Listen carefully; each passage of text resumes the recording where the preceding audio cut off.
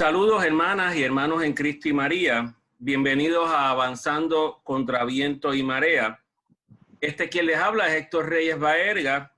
Como en todos los programas, nos acompaña el reverendo diácono Manuel Cruz Correa. ¿Cómo usted se encuentra, reverendo diácono? Súper contento en esta edición número 15 de nuestro programa Avanzando contra Viento y Marea. Y así ha sido. No ha sido fácil, pero aquí estamos, montados en la barca. Y hoy tenemos de invitado a Juan Carlos Rodríguez, que es ministro extraordinario de la Sagrada Comunión de la Parroquia San Felipe Apóstol en Carolina. ¿Cómo te encuentras, Juan? Muy bien, muchas gracias. Un poquito ahí como con un trocito de cabeza y eso, pero bien. Encantado de estar aquí con ustedes y gracias por la invitación. Muy bien. Pues ahora, como es bien sabido para los que nos siguen viendo a día semanalmente, pues saben que estamos trabajando temas de María, y en este caso estamos hablando o trabajando con las advocaciones. La semana pasada tuvimos la advocación de la Virgen de la Providencia y hoy vamos a tener la advocación de Fátima. Pero antes tenemos que explicar qué realmente es una aparición y qué dice la Iglesia sobre las apariciones de la Virgen.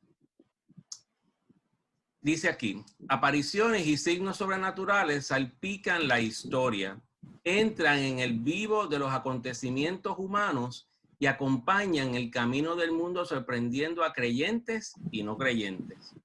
Estas manifestaciones, que no pueden contradecir el contenido de la fe, deben confluir hacia el objeto central del anuncio de Cristo, el amor del Padre, que suscita en los hombres la conversión y da la gracia para abandonarse a Él en devoción filial. Esto nos lo dice Tarcisio Bernotone, que fue secretario de la Congregación para la Doctrina de la Fe en el año 2000. Reverendo diácono, esto es tremenda forma de poder explicarnos qué es una aparición y cómo nosotros tenemos que valorarla. ¿Qué más podemos hablar sobre qué es una aparición y qué debe pensar el creyente cuando se habla de apariciones? Oye, precisamente, Héctor y Juan, este también es el mensaje de Fátima que vamos a discutir esta noche. Ese angustioso llamado a la conversión, a la penitencia, que vemos como impulsa en realidad hacia ese corazón del Evangelio. Eso es bien importante para nosotros los católicos. Y Fátima es sin duda la más profética de todas las apariciones marianas y apariciones modernas. Y por divina intuición y según la misma legislación de la Iglesia, es importante que sepamos que los obispos son verdaderos maestros de la fe y verdaderos pastores. Oye, que no solamente ellos han de guiar la grella de ellos confiada hacia esas santos pastos de la fe, sino también deben vigilar, estar atentos, para que no se infiltren errores o abusos en las devociones de los fieles y en su práctica de piedad. O sea que le toca a los obispos de estar bien pendientes que eso se lleve bien. Entonces, respecto a las apariciones en general, las apariciones marianas, especialmente, los obispos tienen que estar pendientes, como dije ahorita.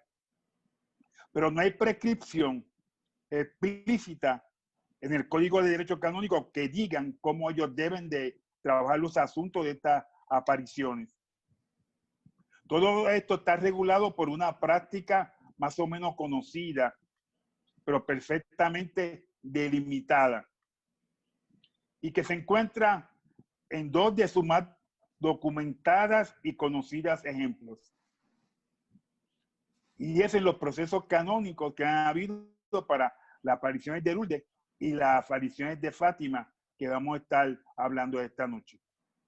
Es bien interesante, diácono, que aquí cuando presentamos esta definición o esta síntesis de lo que debe ser la aparición para los creyentes, hay algo bien importante, y es reconocer y entender que siempre en todas las apariciones avaladas por la Iglesia, María siempre nos lleva a tres cosas fundamentales.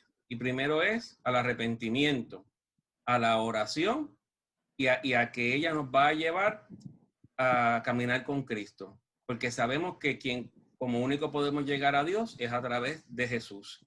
Así que vemos como debe ser esa el norte en todas las apariciones, para que entonces pueda la iglesia, ¿verdad?, ir analizándola. Pues mire, ya en 1978, diácono y los que nos escuchan, y Juan, ya había una preocupación con lo que conocemos como las comunicaciones, los medios de comunicación. Y aquí, el prefecto de la Congregación para la Doctrina de la Fe de 1978, Franco Cardenal Seper, nos dice lo siguiente: hoy más que en épocas anteriores, debido a los medios de comunicación, entre paréntesis, más media, las noticias de presuntas apariciones se difunden rápidamente entre los fieles. Y además, la facilidad de viajar de un lugar a otro favorece que las peregrinaciones sean más frecuentes. De modo que la autoridad eclesiástica se ve obligada a discernir con prontitud sobre la materia, diácono. Ya eso fue en 1978, diácono. Si llega a estar este cardenal ahora, en estos momentos nuestros, en que solamente con un botoncito ya lo ven media, ¿verdad? Lo ve todo el mundo a través de las redes sociales. Qué difícil sería, ¿verdad?, para poder seguir entendiendo esta realidad. ¿Qué más podemos hablar sobre esto, diácono? Sí, eso es así, Héctor. Ante todo es necesario apurar esa certeza histórica del derecho, que constituye el objeto de la investigación en sí mismo y en sus circunstancias. Muchas veces, efectivamente, ocurre que se buscan las razones de visiones, apariciones, que de hecho no existen. Y que se crea con suma ligereza por la afirmación de una niña o unos niños que creen que vieron algo. Es necesario, por el contrario, controlar punto por punto todos los planteamientos de estos videntes sobre las circunstancias, el tiempo, las personas, etc. Y esto mediante a testimonios oculares. Es evidente que la aplicación metódica severamente crítica de este criterio puede ser por sí misma llevar a resultados concretos, tanto en el sentido positivo como en el sentido negativo. Y eso es lo que la experiencia hasta la fecha lo ha afirmado la iglesia, Héctor y Juan. Sí. Diácono, cuando usted está explicándonos con mayor detalle todo lo importante que es tener mucho cuidado con, ¿verdad?, con estas divulgaciones y estas noticias de momento, así que dicen que hay apariciones. Me recuerdo cuando yo era muchacho, diácono, allí en Villa Carolina, en la quinta extensión, que se formó un revuelo como en el año, como a finales de la década de 70, a principios del 80, se creó toda una conmoción y una algarabía porque decían que en una palma, diácono, se veía la figura de María. Y a mí eso siempre me estuvo bien curioso y siempre se me quedó en la mente, diácono. Pero mire, eso, yo no sé si usted se acuerda de eso, diácono.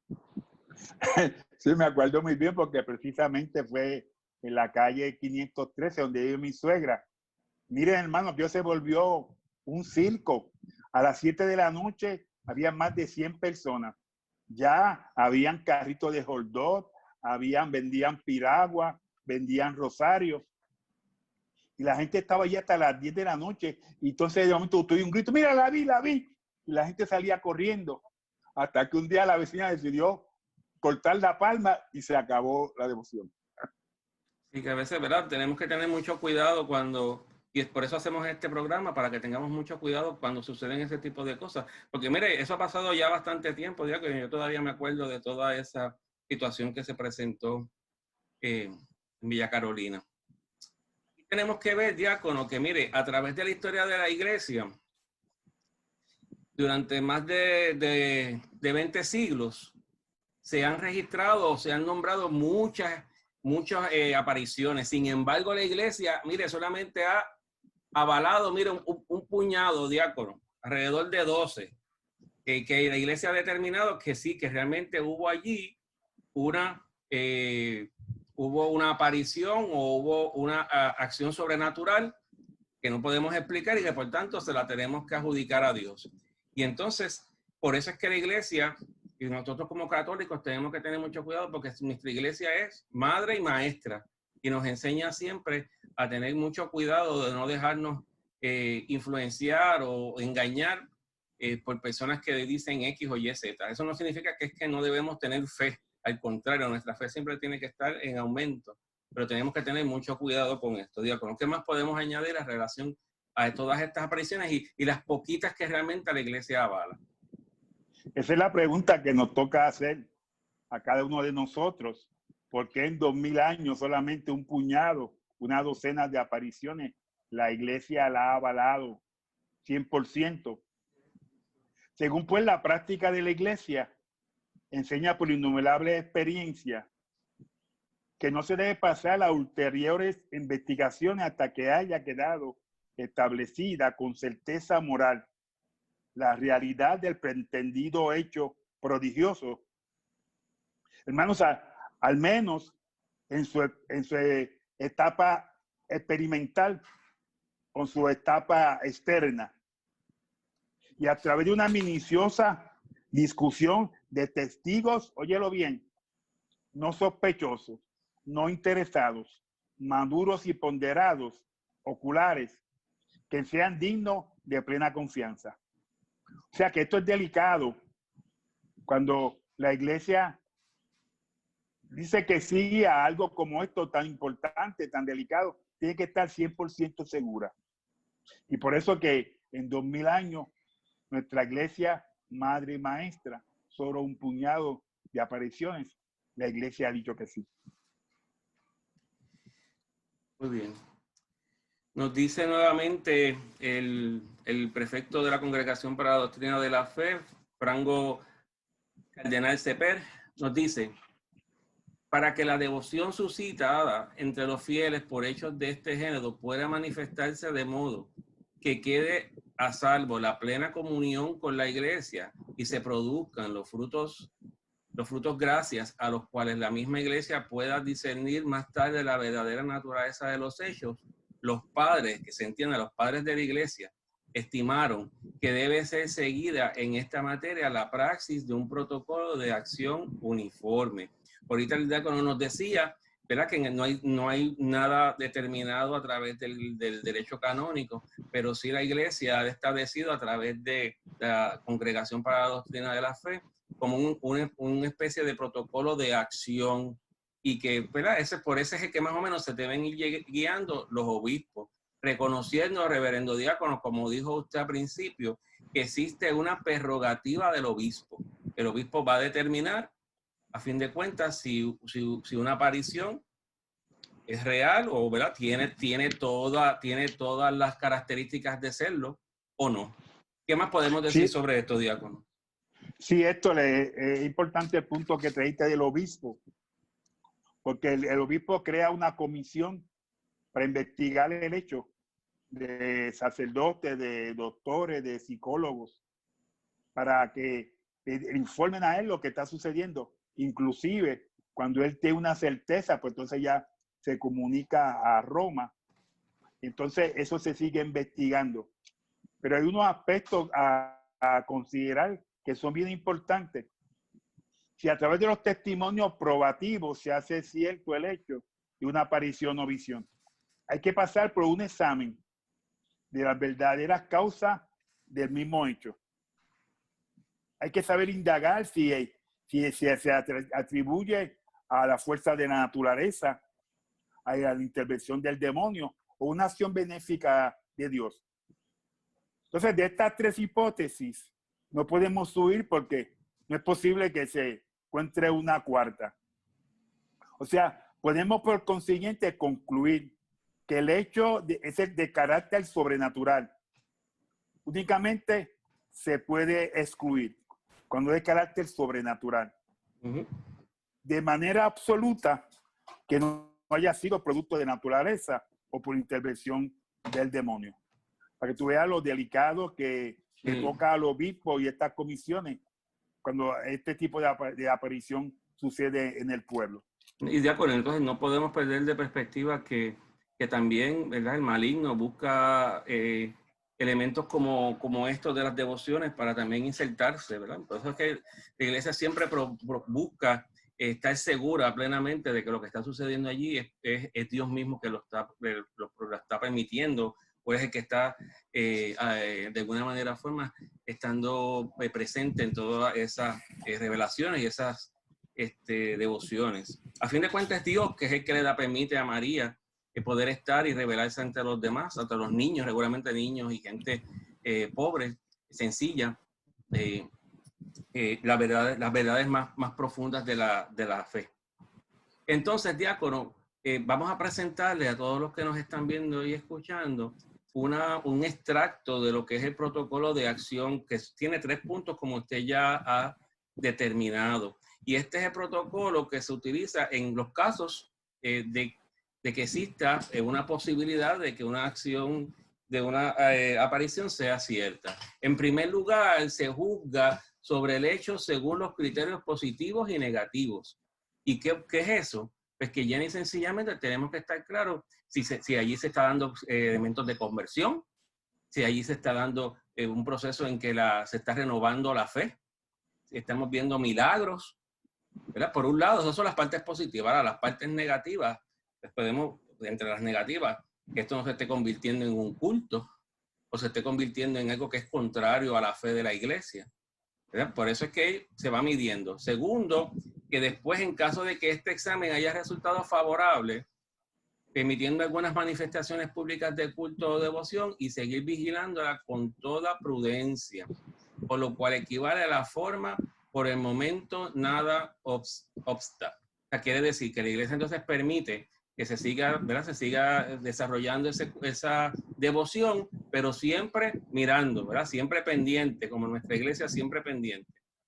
Y finalmente, a la luz del tiempo transcurrido y de la experiencia adquirida, si fuera el caso, emitir un juicio sobre la verdad y sobre el carácter sobrenatural del hecho, especialmente en consideraciones de la abundancia de los frutos espirituales provenientes de la nueva devoción. Por esto les decía, antes que usted continúe en el análisis, es bien importante que nuestros hermanos sepan que en cada uno de estos puntos hay subdivisiones. O sea, el punto A se subdivide y así sucesivamente. Es bien extenso. ¿Qué más podemos hablar, diácono, sobre este protocolo? Sí, vamos a añadirle otros aspectos a considerar. Por ejemplo, te voy a mencionar 5. La persona del vidente. Desde el punto de vista moral se debe considerar las virtudes de la persona o personas supuestas privilegiadas con esa visión. Aún admitiendo que Nuestra Señora puede aparecer a pecadores y a gente santa, pero no parece admisible que ella escoja como portadores de su mensaje a ciertos pecadores o a determinados espíritus rebeldes a la autoridad de la iglesia. El contenido de la visión o aparición. El contenido y objeto de la visión o aparición debe ser atentamente a la luz y principio general antes afirmado. Y con consiguiente se debe considerar como falso lo que contradice la razón, falso y malvado, todo lo que contradice la moral, falso y malvado e impío, todo lo que contradice a las verdades reveladas. Número 3, la naturaleza y forma de la visión o aparición. Y este es bien interesante. Si Nuestra Señora aparece sin ninguna deformidad física o moral, es admisible en su aspecto, en su actitud, en su movimiento. Su visión es tranquila, firme y segura. Si ella además revela los secretos del corazón, cuando es imposible que los penetre la inteligencia humana. Número 4, si manifiesta una ciencia o un poder superior a todo lo creado. No cabe duda alguna, y ciertamente es nuestra Madre de Dios. Y la finalidad de la visión o aparición, número 5, debe de ser digna de Dios. Y te lo repito, deben de ser dignas de Dios. Y por consiguiente, finalidades de bien y de santificación, tanto para el vidente como la colectiva de los fieles que se encuentran allí en esos momentos. Hemos querido en esta primera parte del programa presentarles a la gente, a las personas que nos están viendo, al pueblo santo de Dios, cómo la iglesia asume su responsabilidad como madre y maestra en situaciones en donde existe una aparición o una supuesta aparición. Y vemos cómo a través de la historia de la iglesia es sumamente cuidadosa en tratar de establecer realmente si estos actos han sido de carácter sobrenaturales o no. Así que por eso es que hemos utilizado este primer tiempo para explicarlo, para que la gente sepa cuán importante es para la iglesia estas apariciones, pero también cuán importante para la iglesia es que el pueblo santo de Dios no pierda su norte, reconozca que es Jesús el que nos lleva a Dios. Y ahora le queremos hablar sobre la aparición y la advocación de la Virgen de Fátima en Portugal. Y para eso, diácono, ahí es que vamos ahora a que Juan ahora se deleite, nos deleitemos con lo que Juan nos tiene que decir. Y le vamos yo estoy a pedir listo para oírlo. No, yo también. Entonces, pero primero, ¿verdad? Que Juan nos diga un resumen corto, porque sabemos que es una historia realmente bastante extensa de lo que aconteció allí en Fátima, para refrescar un poco la memoria, porque a veces hay algunos que necesitamos, ¿verdad? Como que nos refresquen la memoria y otros que a lo mejor desconocemos cuál es la historia real de Fátima. Así que, pero vamos a dejar a Juan, nos va a explicar primero la historia, después entonces nos va a llevar por esa peregrinación a ese lugar de Fátima. Juan, todo tuyo. Gracias, buenas noches. Buenas noches. El año pasado, 2019, del 2 al 16 de junio, pues la parroquia San Felipe preparó una peregrinación a Portugal y España, y en el lugar donde más estuvimos fue precisamente en Fátima. Estuvimos prácticamente 3 días completos allí, 3 días con 3 noches. Y fue una experiencia muy bonita. En Fátima sucede que en 6 meses consecutivos, desde mayo a octubre de 1917, la Virgen se le apareció a 3 pastorcitos. Francisco y Jacinta, que eran hermanos, y Lucía, que era mayor, que era su prima. Entonces, ella se le apareció y le decía que oraran mucho por ellos, que oraran mucho por los pecadores, que oraran mucho por las personas que no tienen quien ore por ellos, porque eso aliviaba el corazón de Jesús. Ese era el mensaje principal. Entonces, ellas entraban con ella en esa dinámica de conversación, porque ellos la extrañaban, aun cuando ya ellos, en el verano del año anterior, 1916, se le había aparecido el ángel de la Guardia de Portugal, pues ellos decían, ¿quién es esta señora? Que era la Virgen. Ellos le pedían, pues mira, Virgen, te podemos pedir por la salud de ciertas personas. Y yo le decía, sí, cómo no. Según la voluntad de mi Hijo amado Jesús, algunos recibirán sanación inmediatamente, otros más adelante y otros. Es mejor que se purifiquen aquí en la tierra mientras tengan salud. Y así sucesivamente se fueran celebrando estas apariciones. Al principio, pues era la primera aparición en mayo, solamente eran ellos 3. Pero como la noticia se dio a conocer, ya en la segunda, que fue la de junio, aparecieron unas personas por ahí también. Y en julio ya eran 4.000 personas las que estaban allí. 4.000, de las que a lo mejor algunos iban por curiosidad, a ver qué es lo que estos niños ven, que nosotros no podemos ver. Algunos iban porque escuchaban testimonios de otros que habían sanado. Y algunos iban porque tenían verdaderamente fe. Así que la gente fue acompañando durante las apariciones a los niños. Y los niños y la Virgen le iba dando mensajes distintos en cada ocasión. Que si nos ponemos a hablar aquí de cada diálogo que tuvieron, pues hay que hacer como 3 o 4 programas. Pero la intención y el mensaje principal era que para agradar a Dios, a Jesús, su Hijo amado, había que orar mucho por ellos y por los pecadores, porque muchas almas se iban a perder. Entonces, ese era el mensaje principal que la Virgen le daba a los niños. En Juan, agosto, perdóname, Juan, sabemos que en agosto pues hubo una situación muy peculiar, que esa era la que, ¿verdad? quería enfatizar un poco. ¿Qué sucedió en agosto? En agosto, las autoridades no estaban de acuerdo con lo que allí sucedía y decidieron retener a los niños. Los niños ese día no pudieron salir allá y llegar a Cova de Iria, que es donde se dan las apariciones. Entonces los retuvieron y ese 13 de agosto pues no hubo aparición porque los niños no estuvieron disponibles para salir.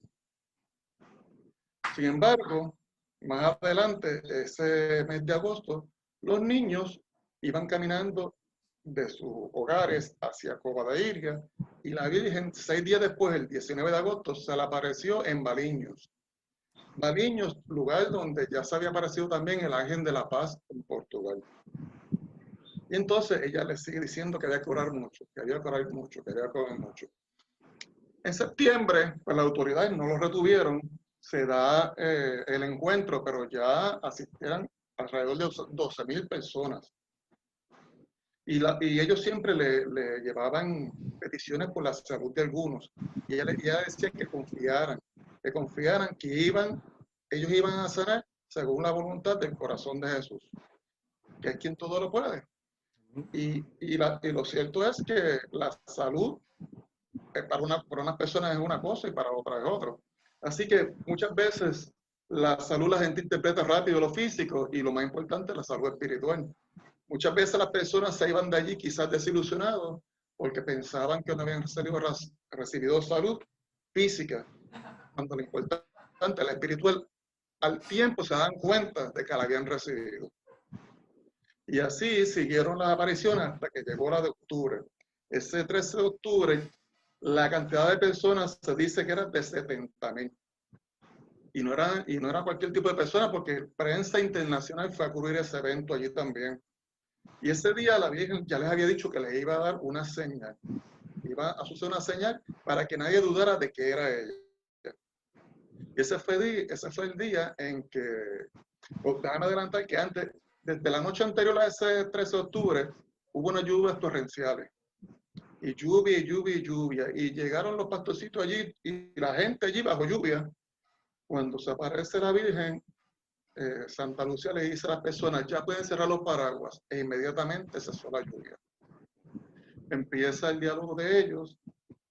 Y al finalizar, la Virgen les dice que le va a dar la señal que ella le había prometido. Y es mediante el sol. Las 70.000 personas que estuvieron allí pudieron ver cómo el sol comenzaba a avanzar de un lado a otro. Y lo interpretaron como la lectura del Apocalipsis, ¿verdad? Apocalipsis 12:1. El sol danzó y lo veían moviéndose de un lado a otro y hubo colores distintos en el firmamento. Pero se asustaron mucho en un momento cuando el sol se acercó mucho a la tierra y pensaron que iba a ser el final del mundo. Pero no fue así, el sol regresó a su lugar normal. Y cuando todo eso pasó, todos se percataron de que sus ropas estaban secas, de que el suelo, que el fango le llegaba hasta los tobillos, que todo estaba seco. Entonces no tenían manera de explicar. Mientras unos se percataban de eso, otros se daban cuenta que habían recibido sanación. Y así sucesivamente, la prensa no sabían qué documentar de tantas cosas que sucedían tan consecutivas. La prensa no sabían qué documentar. Y un reportero le dijo a su patrón, olvídate, toma fotos, que esto va a quedar para la historia. Luego, unas personas le preguntaron a científicos cómo hubiera sido eso posible de que con unas lluvias desde el día anterior se secara el terreno tan así, de forma tan inmediata y la ropa de todos los que estaban allí. Y un científico llegó a la determinación de que eso, la energía necesaria para que eso sucediera, sería equivalente a la de una bomba atómica. Y ahí quedó el tema. Así que vemos que la historia es bien larga. Hay muchas cosas bonitas para narrar eso ahí, pero más bonito es la vivencia de uno estar allí. Definitivo, diácono. Qué cosa más extraordinaria, ¿verdad? Uno solamente con reconocer o repensar esa historia nuevamente, que la hemos escuchado en varias ocasiones, pero cada vez que la escuchamos ahora nos parece que es como si fuera algo extraordinario para la fe, como estas personas iban allí y fue creciendo esa gente que iba con esa hambre quizás de ver a María, pero más que ver a María, con esa necesidad, con esa hambre de ese Dios que les amara. ¿Qué usted cree sobre eso, diácono? Sí, yo tuve la oportunidad también de visitar a Fátima y como dice nuestro hermano Juan, es una experiencia única. Tú quedas tocado para toda la vida después de haber estado allí. Porque tú puedes entender y tú puedes comprender que como el padre, como el hijo permiten estas cosas, que su madre se aparezca, como estos milagros que mucha gente duda, que mucha gente tiene desconfianza. Y aquí vemos cómo son verdad, cómo el Padre permite este tipo de milagros así tan grande, tan monumental, para que la gente crea, para que la gente se arrepiente, para que la gente vuelva a confiar y creer en Él, a través de su madre. Y ahora, diácono, pues vamos a seguir con Juan en esta peregrinación hacia Fátima. Y pues Juan nos va a ir explicando qué vieron allí. Y como él dijo, pues eso fueron 3 días, así que en esos 3 días había mucho por ver, ¿verdad? Y así que vamos a dejar. ¿Cómo empezó esa historia de esa peregrinación, Juan? Pero nosotros llegamos a Fátima cerca del mediodía y al mediodía lo que toca es almorzar. Y curiosamente, la guía que nos guió desde que llegamos al aeropuerto en España, acordó con el padre unos cambios en el itinerario. Se supone que ese miércoles nosotros llegáramos, almorzáramos y después siguiéramos al hotel y que esta visita la hiciéramos jueves en vez de miércoles como lo hicimos. Nosotros almorzamos, fuimos aquí a la aldea donde vivían los pastorcitos en Agustre, que eso en vehículo es como a donde está el santuario, digamos como unos 20 minutos aproximadamente, 20 minutos, 30 minutos. Aquí en Agustre vimos esa que está ahí, la casa de los hermanos Francisco y Jacinta, una casa hecha con una estructura de piedra y bien bonita, que han sido restauradas, pero uno ve, cuando uno entra, la sencillez de esas casas. Por ejemplo, cuartos pequeños con 2 camitas, uno ve cómo estaba el fogón, cómo era el telar que tenía. Un lugar de personas humildes. Y precisamente a eso es que muchas veces la Virgen se le aparece, a puros de corazón, a los que tienen almas puras, a los inocentes. Luego de ver la casa de los hermanos, Francisco y Jacinta, fuimos a la casa de Lucía, que es allí al ladito, en la casa de Lucía, pues entramos, también vimos por dentro de la casa, a esa casa se nota que le hicieron sus restauraciones, y ahí vemos, por ejemplo, ahí en esta podemos apreciar el fogón, eso que está ahí a la izquierda es un telar, esa es la manera de ellos de preparar ropa, preparar frisas, sábanas, y más que todo para abrigarse en la época de frío. Nosotros estuvimos ahí como a 40, 43 grados más o menos, y era junio, que cuando llega eso, Navidades allí, el invierno es bien frío, bien humilde, bien chévere. Y estando allí, en una casa más adelante, estaba la sobrina, esa señora que está ahí, es la sobrina de Santa Lucía. Yo pues, me aproveché, me saqué esa foto con ella allí, y luego esta cuaresma, como esta cuaresma, pues, ¿verdad? Por la cuestión del COVID-19 fue distinta, viendo programación del canal 13 de Teleoro, veo la película de Fátima y cuando yo veo que esta señora sale y digo, acá, Dios, cara, pero con esta señora fue la que yo tuve la oportunidad de conocerla. Ella... Es una artista también. Sí, ella no habla español, pero habla tan claro el portugués que es fácil entenderla.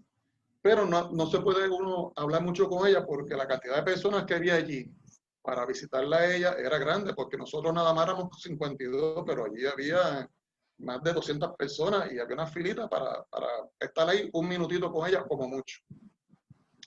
Luego de conocer a la sobrina, pues fuimos a este pozo Alneiro, que esto queda como 400, 500 metros detrás de la casa de Lucía.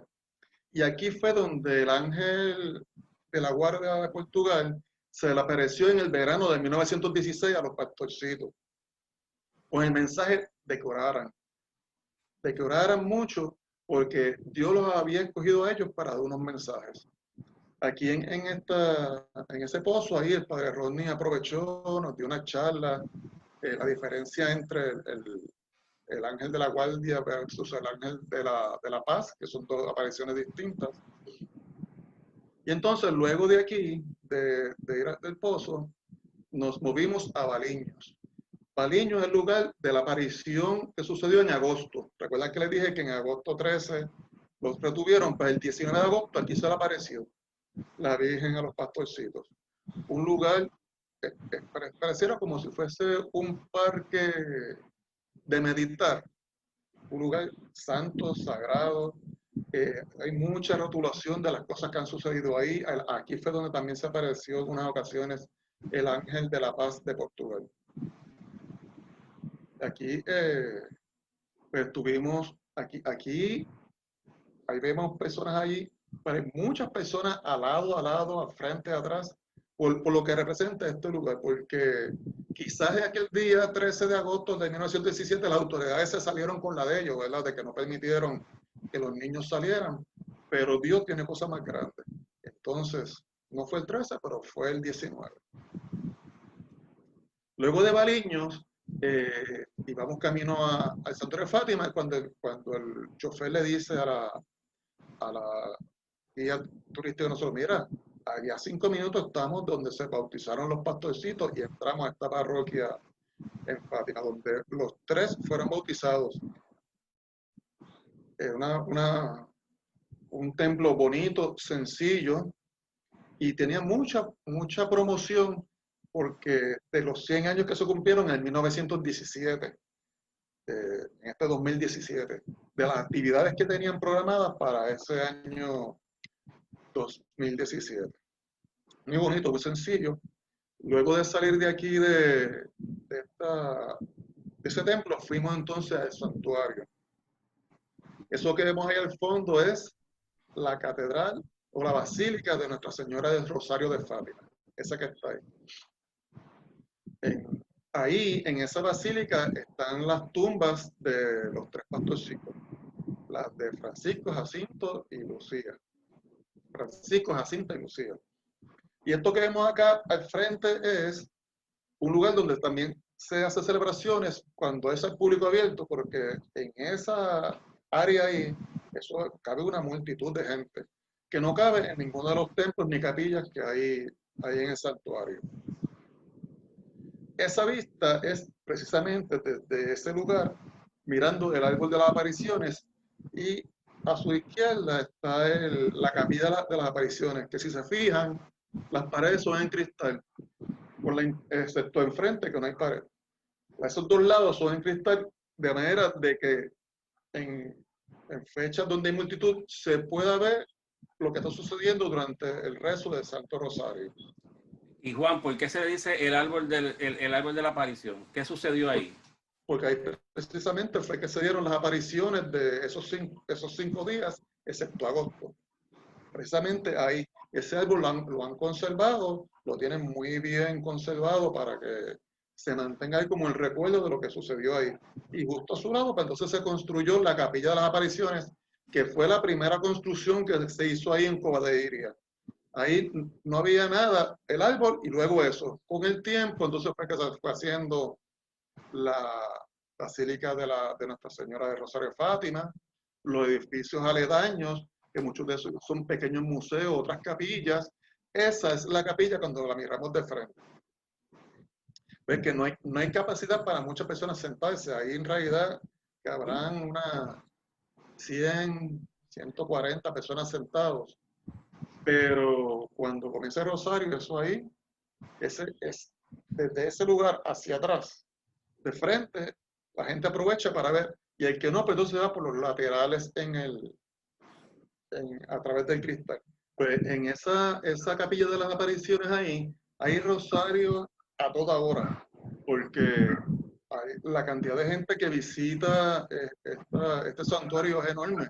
Y entonces, ahora ahí vemos que hay unas personas por ahí y otras personas por otro lado, pero el que llega se une a ese rosario.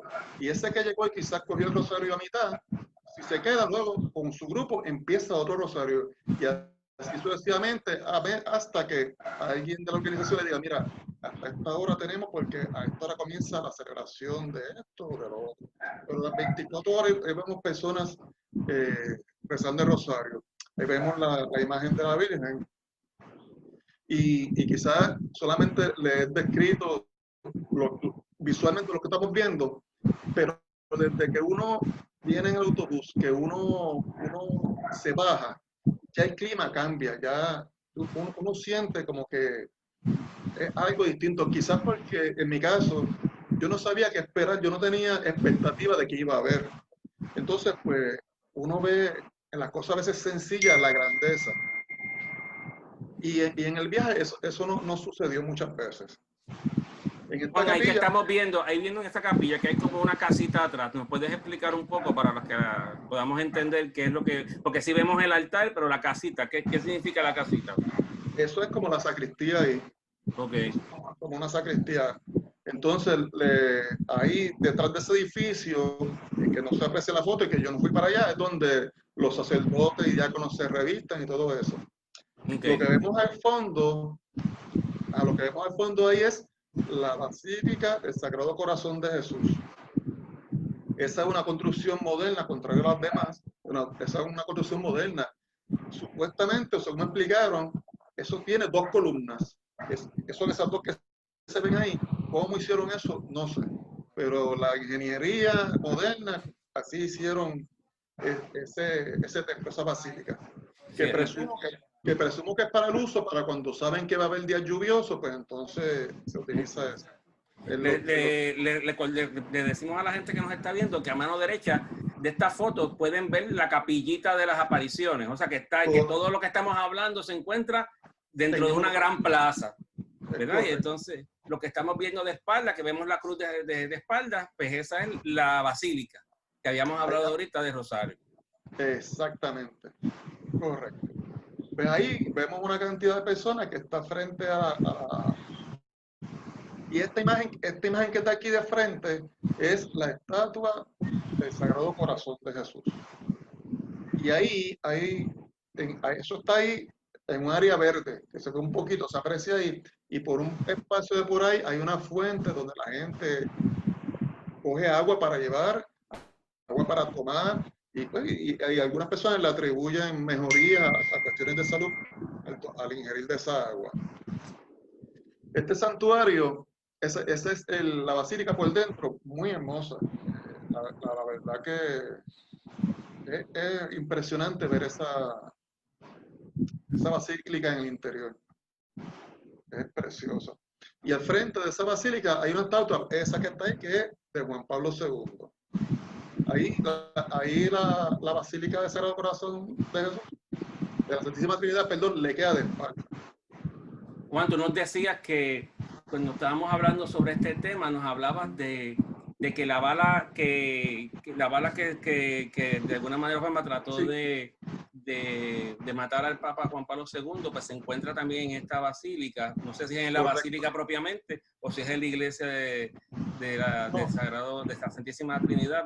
Ahí tú explícame porque me pareció bien interesante. Sí, yo no fui a verla porque aunque estuve 3 días, hay tantas cosas por hacer, aparte de que el lugar invita a uno al recogimiento, a estar en comunión con el Señor, en silencio, en hacer introspección, pero hubo otros de la parroquia que usaron quizás el tiempo mejor que yo y fueron a verla. Fueron a ver en una corona de María, insertaron esa bala. Incluso aquí cuando uno sale del hotel, el hotel que nosotros nos quedamos, nos separa de esa plaza, de esa plazoleta, una calle.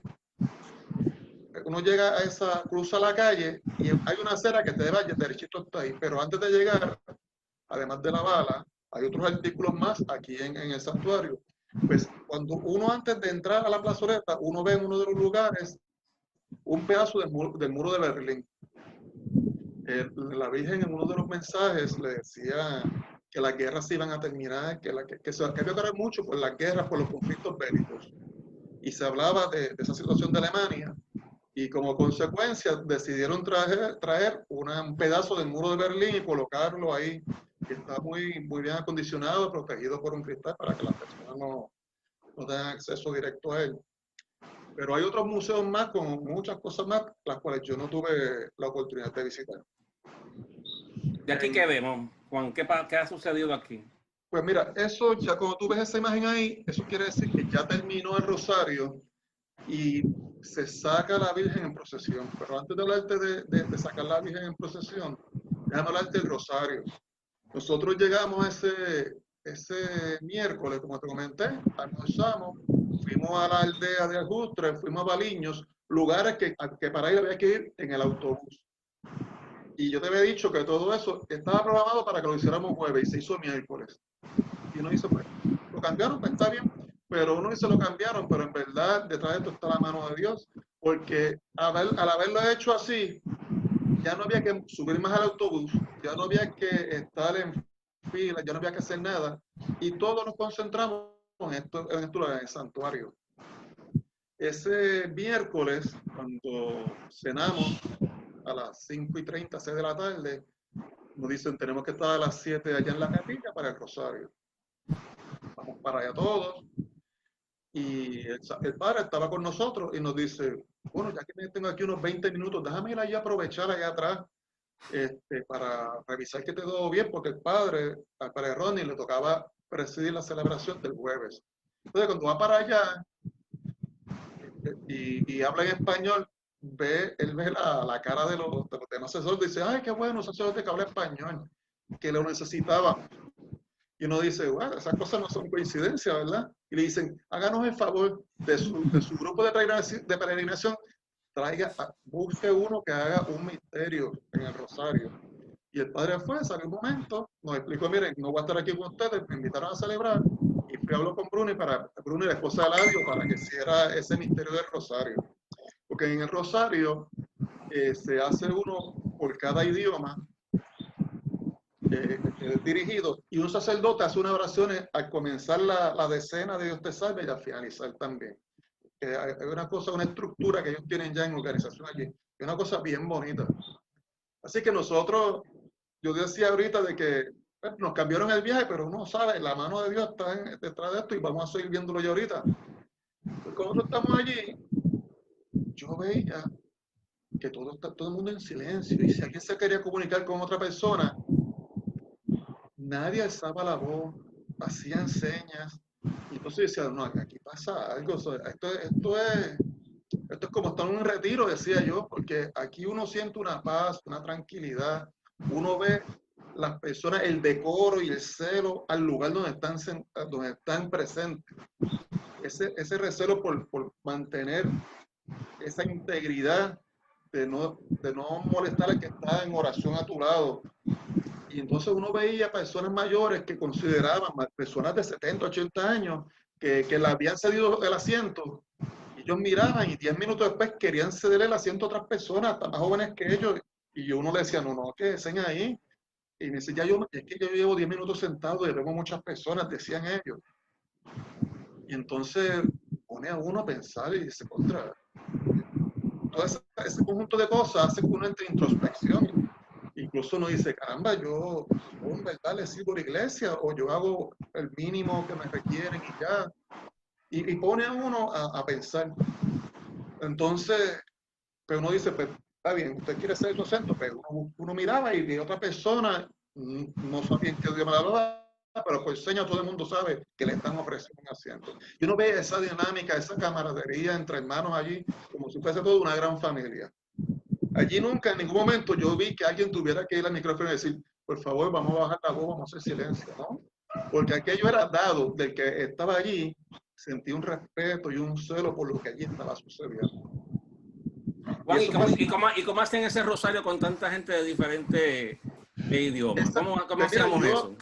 Yo en mi mente decía, bueno, ¿cómo será esto? Yo sé en mi mente, yo sé que cuando la persona termine de hablar, es que terminó de empezar y nosotros vamos con el Santa María. Eso ya yo lo daba por dado. Lo que yo me decía era, pero ¿cómo tantos idiomas? ¿Cómo va a ser esto? Porque lo que yo digo con 3 palabras en español, quizá en Japón lo dicen con una, porque hay gente asiático, pero en otro idioma lo dicen con 6 palabras. ¿Cómo esto va a ser el principio y el fin? Pero yo lo que te puedo decir es que eso era como una orquesta sinfónica donde había un director y ese director me cae de paso y todo el mundo empezaba a la misma vez y terminaba a la misma vez. Que a veces uno ve un rosario en algún lugar y hay otros que cuando van por mitad ya el otro dijo amén. Pues eso allí no sucedió. Y entonces uno dice, es que esto tiene que estar en la mano de Dios puesta aquí, porque para que las cosas salgan de esta manera, de que el viaje fue modificado para que nosotros no tuviéramos que salir más nada en autobús de allí, porque todo lo teníamos allí.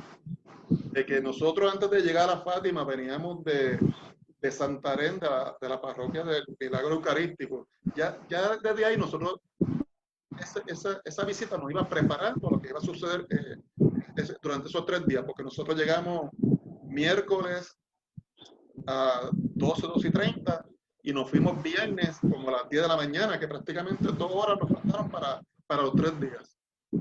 ¿Y Tomás iba en ese viaje? Tomás iba en el viaje. Tomás andaba en el viaje. Sí, ahorita te cuento de Tomás, porque ando por el miércoles todavía. Mira, ese miércoles pues, empieza el rosario y uno rezaba el rosario y uno se maravillaba porque uno decía, pero ¿cómo esto es posible? Hasta cuando rezaban en qué sé yo, en qué idioma, uno entendía palabras, uno entendía Dios te salve, uno entendía Ave María, porque era como que, no lo puedo explicar, pero uno sabía lo que estaba diciendo. Y entonces todo el mundo contestaba a la misma vez y todo, aquello era algo como si hubiese sido ensayado. Y así lucía, y uno decía, esto es perfecto aquí, el único que hace cosas perfectas es Dios. Pues terminó el miércoles y entonces el jueves, como no tuvimos que salir, tuvimos la gran bendición de que los únicos compromisos que teníamos en horario fijo eran el desayuno en la mañana, la cena en la tarde y la celebración más tardecita. Que tuvimos cada cual nuestro espacio. El que quería visitar algún lugar lo visitaba solo o acompañado. Como ya vimos, hay 2 basílicas, hay una capilla y hay otras capillitas que luego nos dimos cuenta que si uno quería un momento de estar a solas con el Señor, pues ese momento tú lo tenías.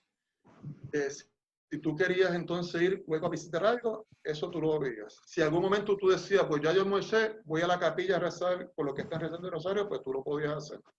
Todo eso pasó durante el jueves.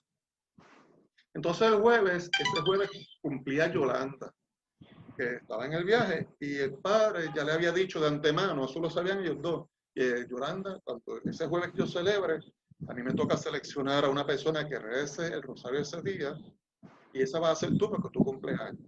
Qué chévere. Entonces allí nos dimos cuenta de que Yolanda, y allí entonces José Joaquín Amorós, de la parroquia de su esposa, también fueron los lectores de ese día. Entonces, se da la misa, empieza el rosario, y igual de hermoso o más que el día anterior. Y yo me di cuenta el miércoles, y lo confirmé el jueves, que los misterios más preciosos fueron los que rezaron los niños. Casualmente a quien la Virgen se le aparece. Cuando esos niños rezaban, yo creo que si le gritaban el micrófono, lo escuchaban en la basílica allá abajo, porque rezaban el rosario con una devoción. Me decía, pero esto cómo es posible. Pues ese día jueves estaba lloviznando y la llovizna iba y volvía y regresaba de la llovizna. Y entonces, ya como para el tercer misterio, la organización decidió que tenemos que sacar el palio porque ese día no se sacaba en procesión a la Virgen, que es lo que estamos viendo ahí. Ese miércoles salimos en procesión con la Virgen. Todo el mundo con sus velas, que es una vela de petición, y después uno llega y las pone en un lugar. Eso que estamos viendo ahí. Esto me preguntó y se me pasó, me envolví hablando. Usted no me dice nada, yo me envolví hablando ahí. Estamos disfrutando. Bueno, estamos disfrutando, síguelo ahí, tranquilos. Ok, pues esto es la procesión que es en silencio. Es un momento para... Ahora que digo en silencio, creo que un momento se cantó una canción, pero esa procesión no dura más de 15 minutos. Es alrededor de la plaza esa del santuario, pero por el volumen de gente, pues se va con con una lentitud prudente para que todo el mundo pueda caminar y no haya ninguna circunstancia. El jueves, entonces, cuando estamos allá el padre Rodney se celebró la misa en el Rosario. Veo que alguien a Tomás se le acerca. Entonces, como a mí me estuvo tan raro que alguien estuviera hablando durante el Rosario, y miro, y yo digo, Tomás, ¿qué pasa? Es que van a sacar el palo y me quieren que yo vaya para ser uno de los que sujeten el poste para que el Santísimo no se moje. Y digo, ¿y por qué tú lo estás pensando? Esas cosas no se piensan, arranca tu para abajo, olvídate. Es para allá. Aquí tú no te vas a perder, olvídate de eso. Y a veces son cosas que uno dice, los hermanos cristianos a veces lo que necesitan es que uno le dé un empujoncito, ¿verdad? Y muchas veces que necesita empujoncitos uno mismo, que a veces uno por la timidez no se atreve a hacer cosas. Pero durante esos 3 días en Fátima estuvimos viendo cosas que sucedían, porque el padre Rodney mismo no sabía que Tomás Vélez iba durante la procesión, protegiendo el Santísimo para que no se fuera a mojar. Igual, esa procesión con el Santísimo es la misma ruta esa, y... No se asuste la gente, estamos todos guardados en casa. Sí, esa es la alarmita que nos envían a veces. Sí. Ahorita me llega a mí. Pues la misma procesión con el Santísimo en esta ocasión. Bien bonito, bien bello todo, pero yo les decía ayer que hay cosas que uno no puede explicar con palabras, que uno está allí, que uno escucha Fátima, o uno escucha otras apariciones, pero estando yo allí decía, yo no las puedo explicar, pero yo decía, es que detrás de todo esto tiene que estar la mano de Dios, la mano de Jesús tiene que estar aquí, porque es que estas cosas no pueden suceder porque el hombre las planifique que salgan así. Así que el viaje fue uno bien bonito, precioso, hermoso. Para mí y para muchos, yo creo que para la gran mayoría, el estar en Fátima esos 3 días fue de introspección, fue de tener un encuentro yo con el Señor conmigo, ¿verdad? Yo lo miro, Él me mira. Fue una oportunidad de ese viaje, que los 14 días eran de peregrinación, pero en un santuario de apariciones era ese el único donde íbamos, a Fátima. Y el viernes por la mañana celebramos misa en una capillita que ni sabía yo que existía, en unas capillitas que hay por allí. Hay unas columnas, si no me equivoco, ¿verdad? Hay unas columnas y hay como 14 capillitas. Exactamente. Si uno mira la Basílica de la Nuestra Señora de Rosario Fátima, a la derecha, como frente a la Capilla de las Apariciones, por ahí. Pues por ahí en una capillita, temprano en la mañana, después de desayunar, celebramos misa y desayunamos, una de las dos, no recuerdo. Celebramos misa y entonces arrancamos hacia nuestro próximo destino, que era Porto, en Portugal. Una pregunta que cuando estábamos dialogando sobre la peregrinación y el viaje, que constantemente me venía a la mente, y es la siguiente, o no una pregunta, sino más bien una reflexión, y es el hecho de que aún habiendo pasado más de 100 años, ya digamos 103 años de esta aparición, con lo que tú nos presentas, nos aviva, nos llena de mucha alegría y gozo, el hecho de que todavía después de tantos años siga produciendo esta aparición, toda esta fe, todo este celo por Dios, todo este deseo de seguir caminando a través con la mano de María hacia Jesús. Porque si fuera algo que fuera humano, diácono, como la palma que cortaron allí cerca de casa, pues ya, ¿verdad? Se acabó. Tan pronto cortaron la palma, se acabó. Pero vemos como aquí constantemente este lugar se convierte en ese lugar en donde la fe, el hombre y su fe se entremezclan para dejar que sea Dios en las vidas de cada uno de ellos. O sea, donde ya no hay elementos de el razonamiento lógico de que si esto es cierto o no. Es que lo que yo estoy viviendo allí, que es lo que me imagino, ¿verdad? Por lo que escucho de que tú me vas contando, lo que se está viviendo allí es mucho más grande, que no tenemos ni tan siquiera las palabras adecuadas para poder explicarlo. No sé si eso fue también su percepción, diácono, cuando usted pudo viajar también allá a Fátima.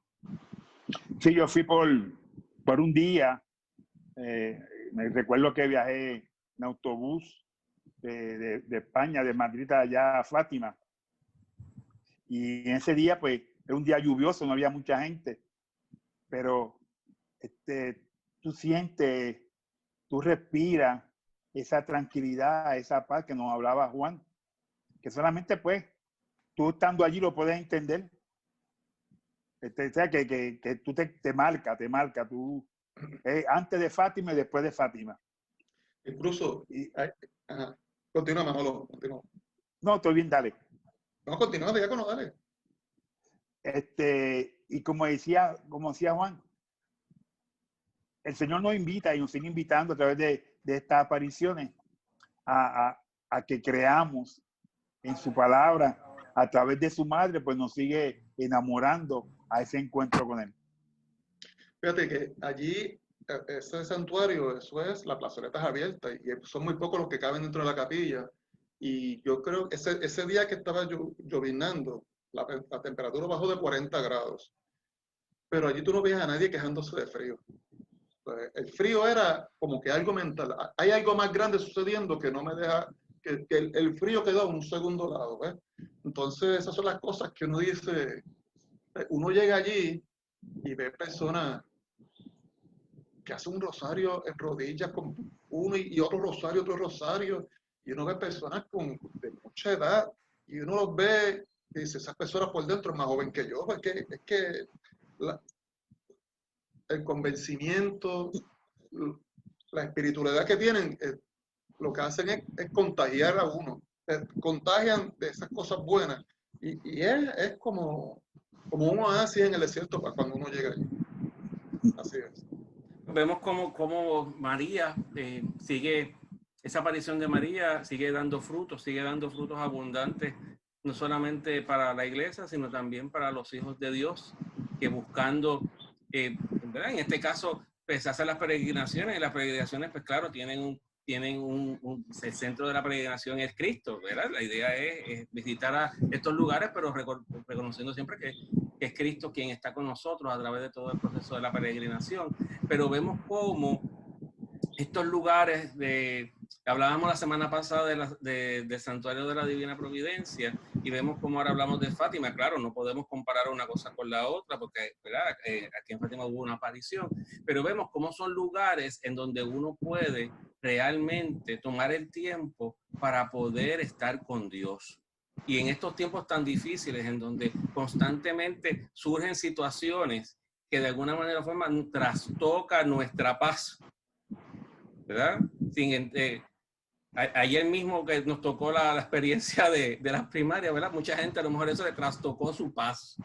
Sin embargo, pues vemos cómo en estos lugares esa paz no se trastoca. Porque es que esa paz viene de Dios. Por eso es que el Evangelio es bien claro. Y dice, no busquemos la paz en el mundo, que no existe, Eli. Donde existe es con Dios. Dios es el que me brinda la paz. Y qué hermoso. Ahora mismo en la misa del domingo, que se realizó desde la parroquia Santo Cristo de los Milagros, pues vemos allí que una de las canciones que se utilizaron fue Yo siento paz en mi interior, decía esa canción. Yo siento paz en mi interior, una de las que se cantaron allí. Y pues mira, cuando vemos todas estas imágenes de Fátima, vemos la fe de las personas, vamos muchas personas, como tú dices, con una gran devoción y haciendo sacrificios hasta físicos. Pues mira, podemos realmente vivir en la esperanza de que podemos vivir en esa paz. ¿No cree usted, diácono? Eso es correcto, y estas apariciones, como dice un muchacho, nos pompea a seguir hacia adelante, a seguir en esa barca navegando. Aunque navegamos en aguas difíciles, el Señor sabemos que está con nosotros. Y esa Virgencita sigue siendo esa intercesora por ese pueblo santo de Dios. Pues ahora le damos las gracias a Juan Carlos, que ha tomado de su tiempo para estar con nosotros y nos ha llenado de esperanza. Yo, después de ayer que, ¿verdad? Estuvimos hablando sobre este tema, y hoy que estamos realizando programa, ha avivado, me he sentido hasta gozoso de saber que nuestra madre avanzando contra viento y marea, reverendo diácono, nos lleva al Señor, ¿verdad? No importando las circunstancias que ocurran. Así que le damos gracias a Juan nuevamente. Les recordamos a todos los que nos ven y nos escuchan que vamos a continuar hablando sobre las apariciones de la Virgen. La semana que viene nos vamos a deleitarnos con esa aparición de Lourdes y lo importante que es esa aparición para la iglesia también, ¿verdad? Lo que aconteció allí y cómo todas estas apariciones que suceden en momentos difíciles, o sea, en momentos en que realmente la fe, a lo mejor, o la esperanza está siendo trastocada, y vemos cómo estas apariciones ayudan a avivar la fe. Después Lourdes no es no es una excepción a esas reglas. Así que, diácono, yo sé que seguramente usted hace las oraciones, pero yo no sé si usted tenga a lo mejor otro plan hoy, porque yo lo conozco, ¿sabe? Yo llevo muchos años corriendo con usted, para arriba y para abajo. ¿Cuál es usted va a hacer la oración hoy? No, hay un invitado especial hoy. Ese hombre que está pompeado de ese viaje, de esa peregrinación. Así que le pedimos que nos haga la oración de despedida. Juan, por favor. Gracias. En el nombre del Padre, del Hijo y del Espíritu Santo. Gracias, Padre Celestial, por darnos la oportunidad de celebrar este programa en el día de hoy, que se celebra para dar a conocer tu palabra, Señor. Te pido por la salud de estos anfitriones de este programa, Héctor, el diácono Manuel, diácono Jaramillo. Te pido también por la salud de los invitados que han pasado por este programa y los que están por venir, para que tú los bendigas a todos, Señor, y que sean tus palabras las que salgan por su boca. Te doy gracias, Señor, y Virgencita, por la oportunidad que me diste de ir allí a Santuario de Fátima, y que me siga dando salud para poder servirte, Señor, y que todo esto sea en tu nombre. Todo esto te lo pedimos en el dulce nombre de tu Hijo Jesús, que vive y reina contigo en la unidad del Espíritu Santo y el Dios, por los siglos de los siglos. Amén. Amén. Y la bendición del Padre y del Hijo y del Espíritu Santo descienda sobre nosotros, te acompañe para siempre. Amén. Buenas noches. Dios los bendiga. Gracias. Buenas noches.